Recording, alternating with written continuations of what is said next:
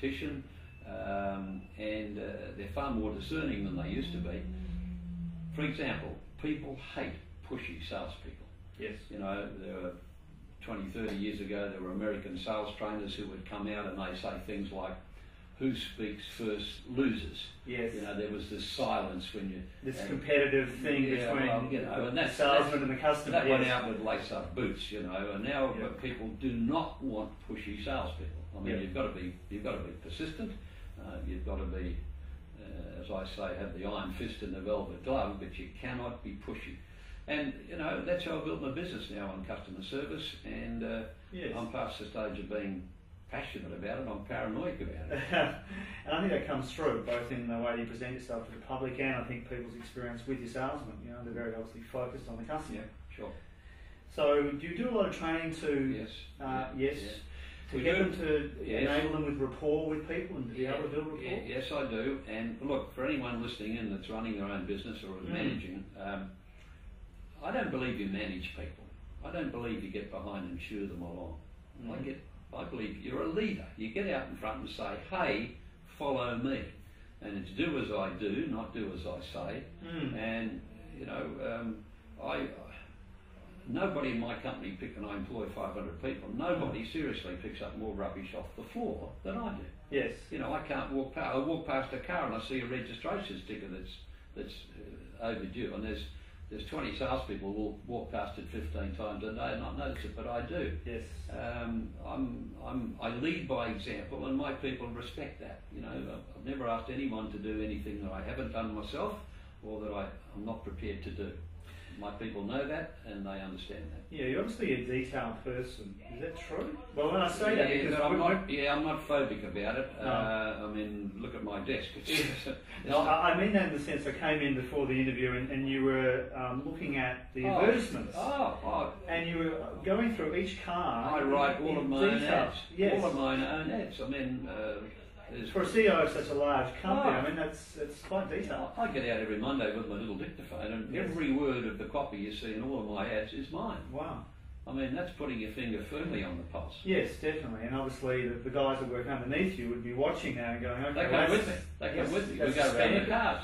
And I look at it and I say, "Fellas, what do you think about this? And what about a price?" And oh yes, it's I believe in getting my people very much involved, and you know, and I'm very hands-on. Having said that, I mean, don't get the impression that I'm hands-on with the whole 500 people who work with me. I can't do that. We've got big workshops and big service departments. But on that point that you made before, obviously if that's the standard you're setting, then that's the standard that's expected down the line from you.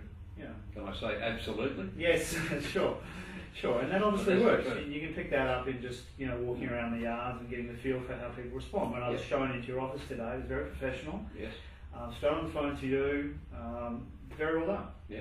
Very well done. Well, incidentally, I think you picked this up, but I take all my own phone calls. Yes. I mean, why would you ask somebody, why would you get someone who works with you to ask someone ringing in, who shall I say is calling? Yes. What firm or organisation do you represent?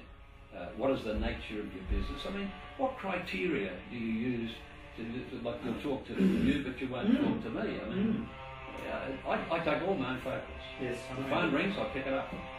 Which is again quite unique. Well, but it obviously works. I get a number of fairly ordinary calls, but I'm.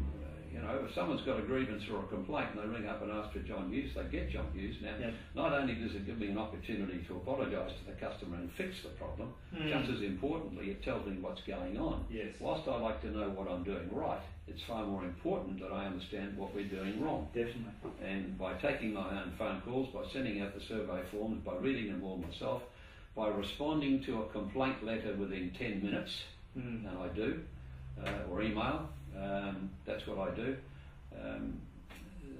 It impresses people. Yes, the professionalism obviously would. So taking a step backwards, when you first started out in this business and this career, I read in your profile that you were at Atwoods. Most people wouldn't know Atwoods. Yeah. Well, in fact, you know, I mentioned my father before, and now that I actually mentioned the word, I remember he actually did work for Atwoods very early. Yeah. Well, Atwood Motors. A lot of people listening here now won't even know the word Vauxhall or Bedford, but they were Vauxhall cars in Bedford trucks. Yes. And they were in Stirling Street, Perth, right next to the Sunday Times. Yes, and that's where I started. And then you left there and you started up Paramotors. Yes. So when you first started out in the business, was that a difficult transition Oh, for you? I'd only just gotten married. I had no money. I genuinely had no money. I borrowed 110% of what I needed. Yes. Which you could do in those days. I suppose you could still do it today if you can find the right. Probably not right now. No, maybe not right now. But I mean, things will Yeah. turn. Let me tell you, we'll all be back where we were in another 2 or 3 years' time, or less than that. Yeah. So, and I used to wake up in the morning with a knot in my gut. Yes. And that was when I was working for other people, and I had all the tests and there was nothing wrong. But the minute I made the decision to go out on my own, the minute I went out and borrowed 110% of what I needed, the minute I took on all those pressures and all that strain, the knot in my gut went away. And that was my body telling me, hey John, you're not someone who was destined to work for anyone else. You have to work for yourself.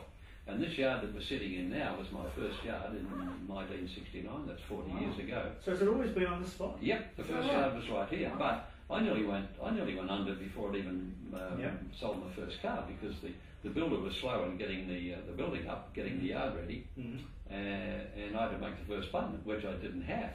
All right.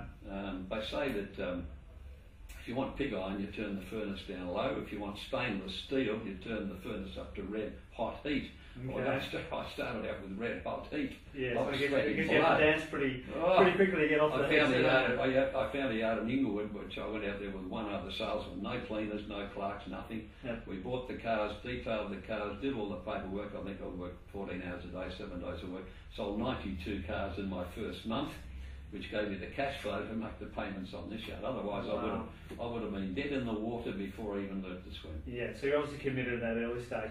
Did you build a business then on the same principles as now, or as you said before, you sort of learned it? Yeah. Developed and grew. Yeah. You know, as you get, I never pronounce OLD or AGE, but as you mature through life, you definitely get smarter. You learn from your mistakes. You pick up on all your experiences. You might lose a little bit down here, but by heavens, do you pick it up here? Yes. You know, I mean, there's not a problem I've got to face. There's not a situation I'll encounter. There's not a difficulty I have to overcome that I haven't done 100, if not 1,000 times before, and it's wonderful. Yeah, we quite often talk about beliefs that people have, but also rules that people have. And obviously, over the years, you've developed a number of rules, both professionally and personally, in terms of standards that you'll meet and you won't meet. And, you know, I can see that in you as a person, so they're quite solid now, aren't they? Like, you've honed them down over the years. Well, certainly. I mean, personal ones, the 3 H's: humble, humane, honest. My grandmother, who was the matriarch of the family, used to say to me, I'll never forget this, she lived in Quarry Street, Fremantle. She was a tough old lady. And, my grandmother, the sound of it. Yeah, and she used to say to me, be very careful how you treat people on the way up. There's a good chance you go to meet them on the way down. Right. And another one too, this is a real old one, but a good one. Pride comes before a fall. And the minute I mean, look, you have that quiet sense of inner confidence that says, hey, I know who I am, I know how good I am, I know where I'm going, don't get in my way. But you don't pound your chest and you don't raise your voice and you don't big note, and then the minute you start thinking you're too much better than anybody else. Yes, we've all seen those people that have done that, and we've seen where they end up. Keep your feet firmly fixed on the ground. So when you were first starting up the business, did you have those sorts of guiding principles inside of you, that sort of confidence, a quiet confidence? You knew that... I was... look, I grew up sharing a very small bedroom with 2 other brothers. We weren't poor, but we certainly were a long way away from being wealthy. And I grew up in the early stages not really knowing what I wanted to do, but more importantly and very meaningfully, I knew what I did not want to do, and I knew what I did not want to be. Yes. I had that springboard, you know, starting from down there, which gave me that huge impetus to go up. But I've developed and gotten better over the years. I initially started out with a great degree of ambition and a determination that I wanted to be better than where I started. Yes. And I'm very thankful I had that. You know, and people who grew up and grow up now in comfortable middle class Yes. surroundings Yes. will have to find another form of motivation. Yes. I was very lucky. Mm. I had a humble background, and that gave me the drive to want to be better. Yes, You know, definitely. if I'd have grown up in a more salubrious environment, I would have had to find that drive from somewhere else. Just changing subjects for one moment. So do you find with some of the younger people you're employing, do you find that sort of perhaps lackadaisical attitude coming through in the current generation? Yeah, look, I've got to tell you genuinely, I mean, a lot of people knock young people. I think young people today, generally across the board, are terrific. Mm. I mean, I don't know what John Hughes was like when he was 21 or 22. I mean, if John Hughes was sitting over the counter there now wanting an interview with John Hughes at my vintage, Yeah. I'm not even sure I would have given him a job. Right. I mean, I don't know. Yeah. I mean, how do you know? Can you go back? But Yeah. all the young people